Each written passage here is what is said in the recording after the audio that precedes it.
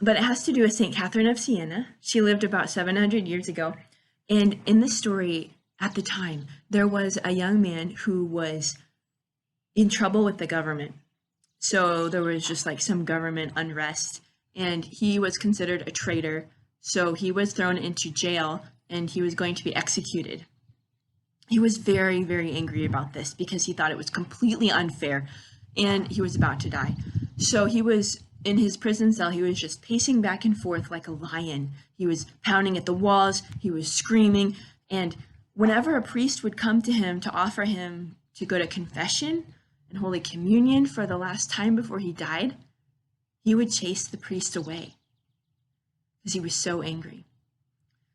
But St. Catherine of Siena heard about this man, and she went to go to him in his prison cell. She wasn't afraid of him. She just really cared that he would not die without going to confession and to Holy Communion.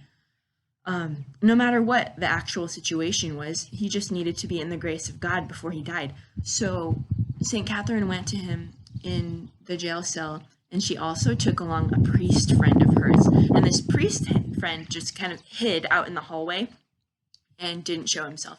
So St. Catherine comes into the jail cell, and this man is, like pacing back and forth like a lion.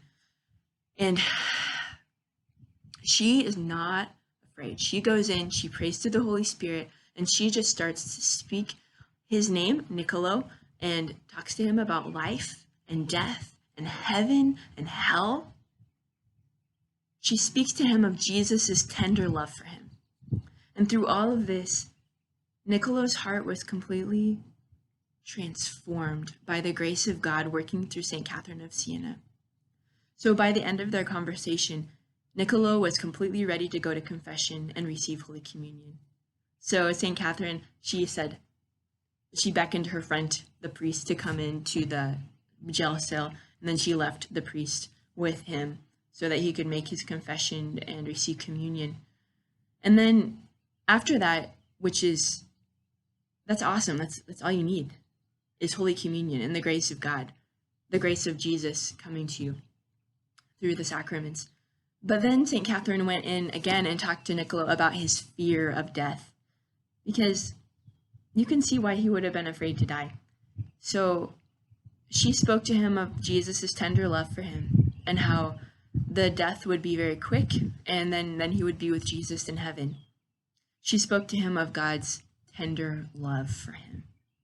And he said that he thought he could do it, but he would really, really like it if she would be there to pray for him and just to offer that comfort of a friend to cheer him on and pray for him.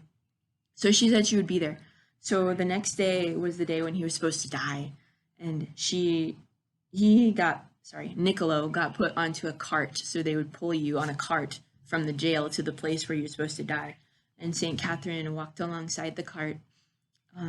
It wasn't too unusual because in those days, some people would take care of prisoners who were about to die, just to like minister to their needs. So she did that. She walked alongside, but just his manner was so calm because of the grace that he was receiving, thanks to St. Catherine's efforts. So they get to the place of execution, and it's the type of execution where you just get your head chopped off. So it's not a very painful death. So she gets there before him, and St. Catherine kneels down beside the place where he's going to die. So there's like a place where he's going to lay his head. So he lays his head down right there in the place where he's going to die. And St. Catherine holds onto his head, talking to him about how Jesus is going to be ready for him as soon as he dies, and how God is not going to abandon him. God's going to be right there for him. So she's holding onto his head, telling him these things, praying to our Blessed Mother and to Jesus for him. And he dies, so his head's cut off, and his head falls into St. Catherine's hands, her lap. But she's not paying any attention to that because she's looking up into the sky and she sees a vision. She sees a vision of Niccolo going into the side of Jesus Christ, the haven of complete and perfect tender love. But before Niccolo entered into the side of Jesus, in this vision, St. Catherine saw him just briefly turn and look at her in acknowledgement and thanks, and then disappear within the heart of Jesus.